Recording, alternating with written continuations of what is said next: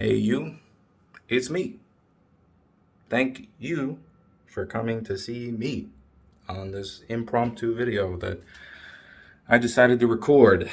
How's it going? I hope you've been well. You look great, by the way. Whatever you're doing, totally working. Stop. The plan originally was to make a corny ass video with a corny ass message about how everything's going to be okay and that everything's fine. But the truth is, I'm not okay. And the last thing I ever want to do is sell you some bullshit that's not real. Trigger warning before we continue. If you get easily triggered by shit, it's probably best you don't fuck with my videos. For the past few months, I've been trying to get a foot on the ground for starting my life here in Germany.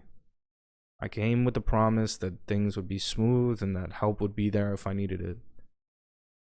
That help was very suddenly taken away, and I was left homeless with a backpack and 2 large luggages that I would carry everywhere.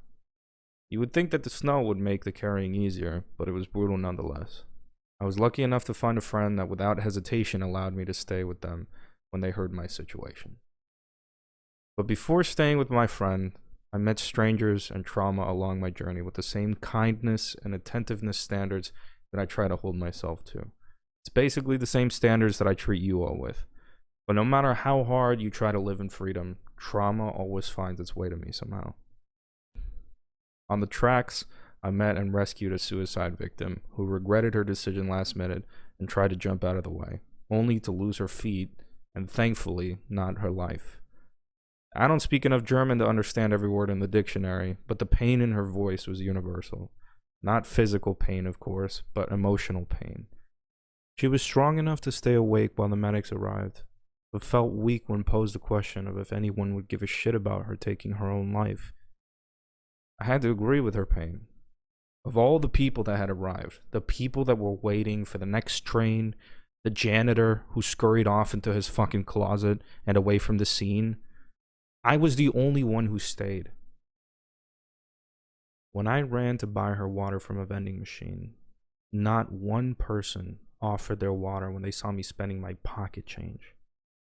Not one person offered her a jacket like the one I took off my back to shield her from the cold ground. Not one person helped me call the cops. I had to do all that shit. I had to be that 0.01%. But that's life. 99.9% of people who don't know you probably won't give a fuck about you and wouldn't move a muscle for you unless they were paid to do it. But it's for that 0.01% that you really fight for in life. When you see people who are the change that you want to see in the world, when you see them kick, scream, and fight to get what they want, when they finally make a breakthrough in life, I guarantee you they'll think about you and pass that forward. So I don't know how you all are. I never know when I'll have Wi-Fi for more than a week or a few minutes at a time. But however you're doing, I hope you're out there being a badass. I hope you're out there being the 0.01%. Don't settle. Move. Go out for a walk, but move forward and be that 0.01%. I know that you can do that, and I hope that if I can keep this up, she'll remember me for it in the future, even if I never see her again. I love you all, miss you all, and I do genuinely hope you're well. I promise I haven't forgotten about you, and I'll see you soon. For now, I'm gonna get this side of life figured out, and I hope you'll be here when I'm back. Anyway, that's all for now. Love you. Bye.